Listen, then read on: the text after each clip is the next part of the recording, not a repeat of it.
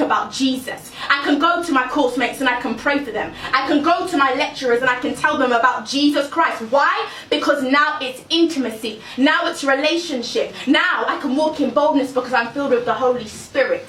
So you understand, this is an assignment, guys. This is an assignment. When we go into these places, the best advice I can tell you guys is to live recklessly and ferociously in love with Jesus Christ, because he wants to roar through your life. I came to university on Monday, Tuesday, Wednesday, Thursday, Friday. I was in the club. You see me there again. I was giving myself reading weeks. My first year, my goal was to get 40%. And guess what? I got 41 and scraped getting into my second year. I was prideful. There was idols in my heart, addictions in my soul, such as one of them being makeup. All of the things that we come into university to do, you need to ask yourself, what is your goal? What are your eyes going to be set on? I need to understand what my assignment was. Because you understand, you come into university and you're thinking about, yeah, I need to get my new nails. I need to get my new nails. What about the nails on the cross? What about the nails on the cross? You're like, oh yeah, I need to get my hair, I need to get all of this. What about the mind of Christ? Do you have the mind of Christ? I need to get my outfit done. I need to get my fit, all of this kind of stuff. I need to wear this type of stuff. What about your armor? Are you dressed in the armor of God? People don't understand. This is a battlefield. This is war. This is war. This is an assignment. We are an army of females here today in this place. Do you understand that there are principalities and powers that have been assigned to this university, that have been sitting on this university for generations? Who are you is what they're asking. Come and try me. I will get you with the lust of the flesh, the lust of the eye, the pride of life. These principalities have sat here and they've been strengthened and strengthened and strengthened. Who? By who? By who? By other students who are indulging in all of the things that we have not been called to indulge in. Do you understand? People who are living life, the worldly thing. There's a principality of worldliness that just infests universities. Why? Why do we have this? Because we're called to be alive. Because we're called to come into this place and conform it to the image of Jesus Christ. We're called to be lights, guys. We're called to come into places. This is the thing, okay. This is the thing. We come to university and we're like, oh yeah, uni, what can I offer? These types of things. Do you know who you are?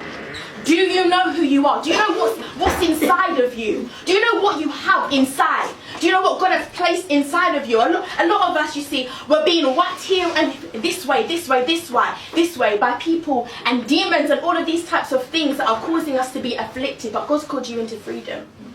God's actually called you into freedom. He's called you to, he's brought you here. He's brought you here to this place so that he can break anxiety off you. He's brought you to this place so that he can break depression out of your life. He's put you in difficult situations, not so that you can be defeated, but so that you can slay your Goliaths in this place.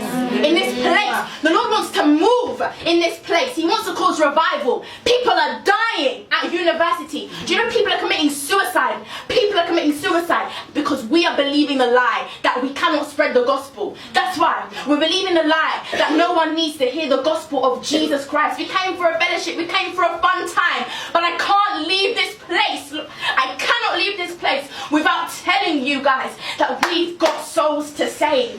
We've got an identity to live in. We've got intimacy to choose. Do you understand? See, the Lord had to break me from wanting attention and allow myself to realize that I have to put the attention back onto Jesus Christ. He has to receive the attention. This isn't a show. It's here to show off who Jesus is. See, I came to university and I was prideful because education had become an idol of my heart. So he had to break me. You see, I was on my bed and I was lying there depressed because I wasn't doing well in my university degree. I was trying to escape from the world. I lay on my bed 5 days. I didn't eat. I didn't wash. I didn't leave my room, and I stayed there in a pity party because of my education. So the Lord used this time that I had at university to show me, these are the idols that you have in your heart. These are the idols that you have in my heart. You are confessing Christian with your mouth, but you don't reveal it through your heart. How can you can you allow education to keep you in bondage when I called you to freedom? So I was living that life when I wasn't doing well in my degree because I wasn't in obedience to God, and I didn't even know that I could ask God what to do with my degree when I came to university, because I thought I knew God, but I didn't know God, because I didn't even know that you could hear from God. I didn't know that he could actually be the Lord of your life. He could actually steer your life. I read